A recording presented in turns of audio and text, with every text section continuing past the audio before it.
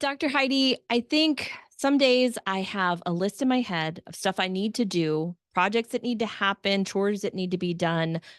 But I find myself either scrolling on my phone, Mm, watching a show, or just sitting doing nothing.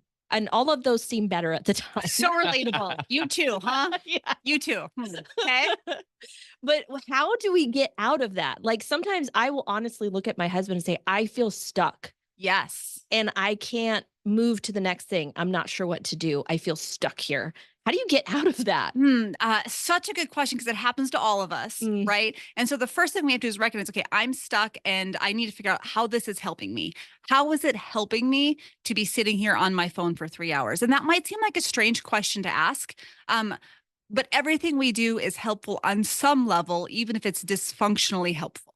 Right. mhm. And so if you feel like you have a lot going on, if you're not really sure where to start, or if you feel like you don't maybe want to do the thing that you should be doing, sometimes scrolling or sitting there is a sign like, I don't, of all those things, I don't know where to start. So I'm Hmm. just going to sit here and not know what to do. Right. Mhm. And so once you recognize, okay, this is helping me somehow, it's because there's emotions that are too big to handle. It's because there's things that I don't want to do, but I need to do.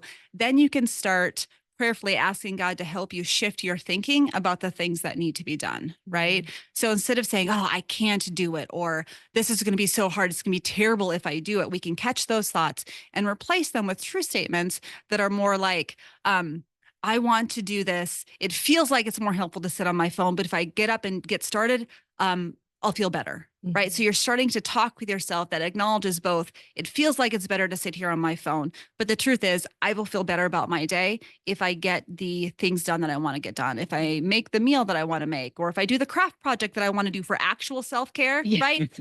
Scrolling on your phone is not actually self care, Right. right? Or play the music that you want to play, or learn something new. And so when you actually do those things, it can help you feel better.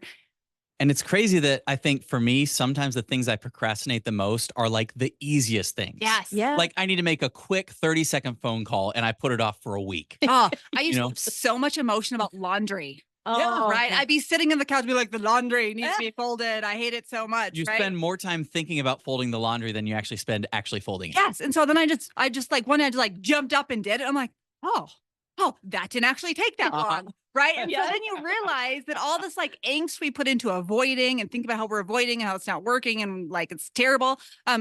Just do it. Just do it. And then that becomes reinforcing. The problem with avoidance is that it works really well to lower our anxiety in the moment. And so our brain says, oh, avoidance worked really well. You should do that thing again. You should do it Mhm. again.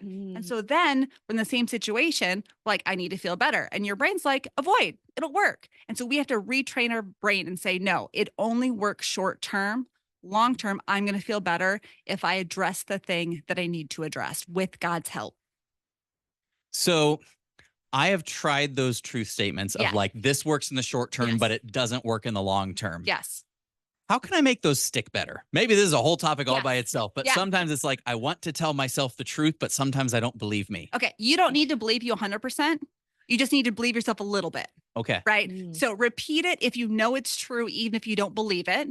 And then identify what are the behavioral steps you take to get there, right? So you can, I can eat broccoli, even if I hate broccoli, because I know broccoli is good for me, right? I'm not maybe going to enjoy it, but I can choke it Yeah. down, right?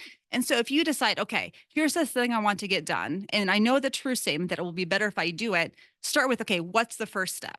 Get off the couch and walk to the laundry room, right? Or get off the couch and make that phone call, look up the phone number, right? And it's like ripping the band-aid off, right? And Mhm. once you take that first step, it gets easier. And then you have experiences that retrain your brain and say, see, it actually wasn't that bad. Or it was that bad. You were right, but we got through it. And so then that's the true statement. And you still maybe don't believe it 100% next time, but you believe it a little bit more.